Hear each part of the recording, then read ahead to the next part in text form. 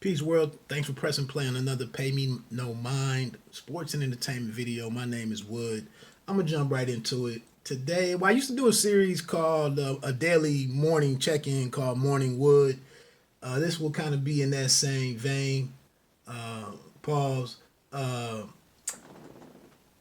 some thoughts on Nas. We're on the eve of the release of his 13th studio album, King's Disease. The track list and the features have been out there for a couple of days.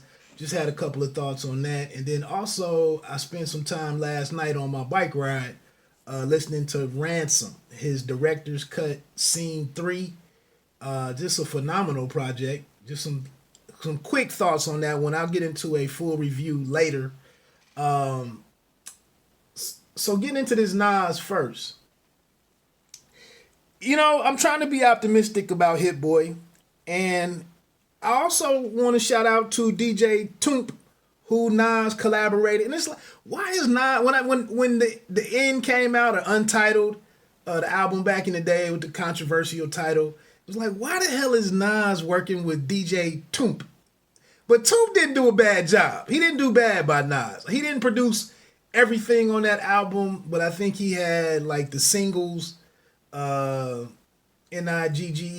I think he did that one, and he did at least one more. But shout out to Toomp, wherever he is nowadays. Also, if you remember, when I look at these features on here, Big Sean and Don Toliver, I've never heard of. I've seen Tolliver's name, but I'm not familiar with him. Little Durk is on Till the War Is Won. Never heard a Little Durk song, not that I'm aware of. The Dream, I hope that's not like the collaboration with Genuine back in the day. I am intrigued about the feature All Bad with Anderson .Paak. I'm pretty excited to see what that could be. The Definition featuring Brucey B. I don't know who the hell Brucey B is, but the name sounds very late 80s. Full Circle, excited about that one. I think I heard the track on that one and maybe like some opening bars, but that's a reunion with the firm, AZ, Cormega, and Foxy Brown. The last time I heard Cormega, I want to say he popped up on that Lulu album by Conway and Alchemist. I thought that was it. I could be wrong. It was definitely Griselda, but Cormega didn't do a bad job, after not hearing him for years. So I'm somewhat excited. That the track that I heard, like I said, I only heard a couple of bars of it. Maybe I don't know what I was listening to. It was a snippet on something. Then the finale, Spicy, features ASAP Ferg and Fivio Foreign. I don't know who the hell Fivio Foreign is. Ferg, I'm on a new level. I did rock with that joint, that song. And then card number 85 has Charlie Wilson in it, similar to the collaboration back in the day with Mr. Big, aka Ron Isley, on a Project Window. So one thing, just my one thought on these collaborations, remember that Nas on the one joint, I can't think what the hell the name of it was, the one with Carrie Hilson. He had the line in there about like, who am I to tell these young kids what they can and cannot spit? So, Nas has never been one to really dog or belittle these younger cats and distance himself away from them. I think he was involved with a Nicki Minaj for a while. They took some pictures together, had some jewelry, some matching jewelry or something.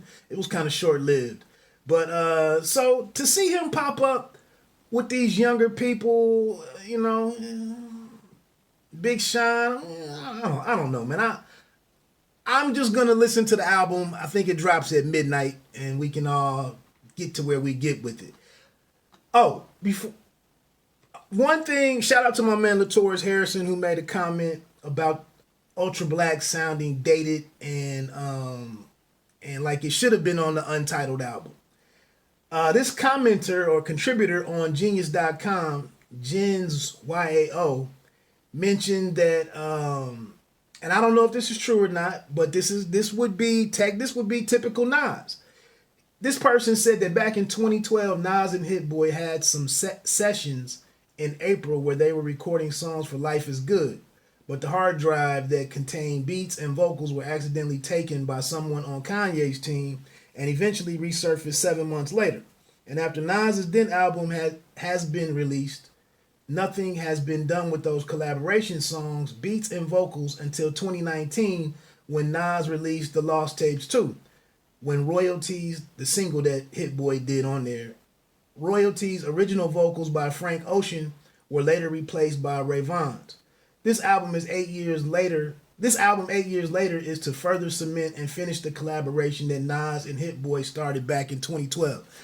Like I said, man, if Nas releases a project and you are a diehard Nas fan, you are probably going to have to explain or defend that album. And this again, if this is some leftover stuff from back when, then you know my man Latours Harrison was all over it with Ultra Black sounding dated. I didn't think it sounded dated because I wasn't looking at it from that perspective. I was just trying to see where Hit Boy's music, where he was trying to take take Nas musically. But wow. Like I said, man, Nas cuts corners. He just does. And this is why I keep saying it's a ton of young dudes. Rest in peace to DJ Shay from Black Soprano Family and Griselda. But it was a dozen dudes over on the East Coast that I thought could have been commissioned to put together 6 to 7 tracks, and we could get a great Nas album. But he has the Queensbridge MC has different different objectives. Good luck to them tonight. Moving on to Ransom and this director's cut, scene 3. A cat that made a comment the other day brought this album to my attention. And then my brother, actually last week, he had a screenshot or a single that he posted on Facebook about from scene 2. And I actually listened to scene 2 for the first time a couple days ago. And then to get scene 3, just a short time later, I was like, let me, so I checked it out last night. I'm just going to give you my quick thoughts on it. I'll come back and do a full review over the weekend. But Ransom, this album is produced by Nicholas Craven. It's very cinematic, obviously director's cut being the title. So movies is the theme. All of the 10 tracks are named after a major motion picture. And the features on there include a dope verse from 38 Special, another quality verse from RJ Payne, Rome Streets is on there, I've heard him before, and then Trust Armies, Trust Gangs, Rashid Chappelle is on there, and then the Mussolini. I've listened to it twice or 2.5 times. I can't really tell you my favorite songs, but I was thinking like 3 or 4 songs into it, I'm like, this is like Eminem if he was a black man or a black rapper. And I don't mean that in a negative way, but what I'm talking about is Ransom speaks on so many current events, the Will and Jada situation, Black Lives. His thought on there, he's got a bar on there about, was George Floyd made, was it done intentionally to get people out into the streets to expose us to the virus? I thought that was phenomenal.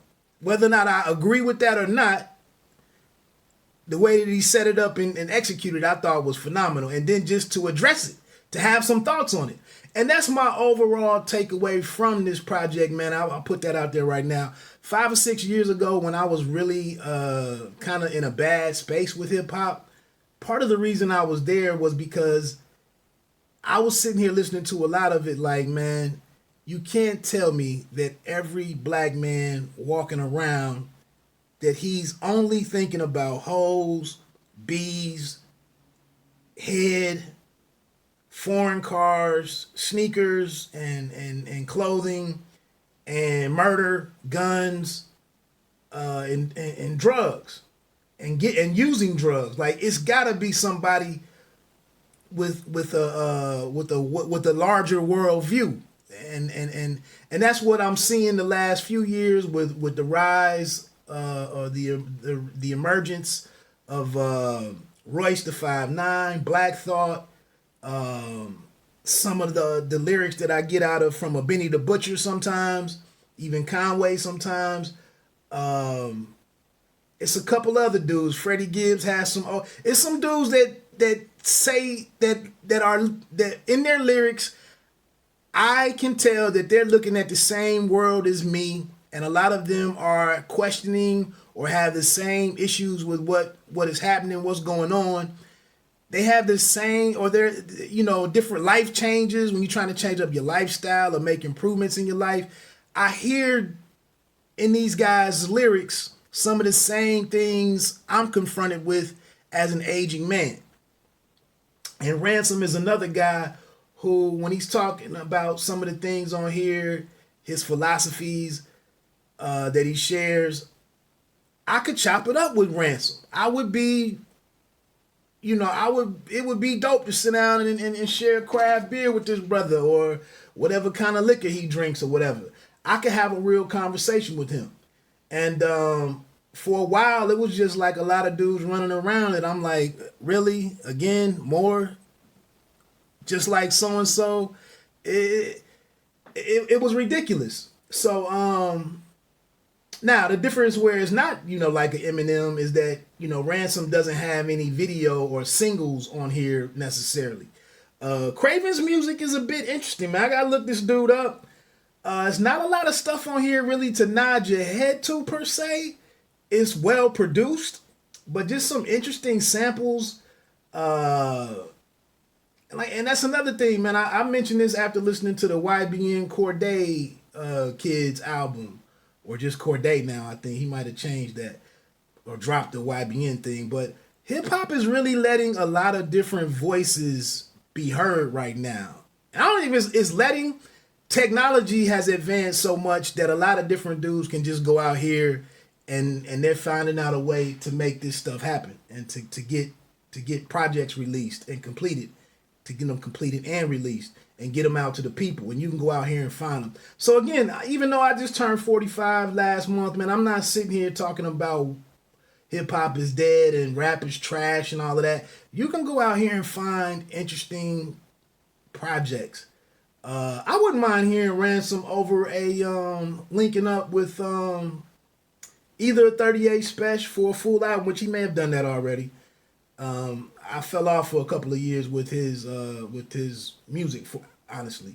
But my man up in Detroit, Apollo Brown, I wouldn't mind that type of collaboration. 7 to 10 joints, put an album out. I think that would be fire. But check out this Director's Cut 3. I'm actually text my man LaTorres Harrison and advise him to check this one out. We kind of have a similar ear, similar preferences and tastes and whatnot. But yeah, man, Ransom talks about faith or beliefs, religion, spirituality, the streets, escaping the streets, changing your focus as you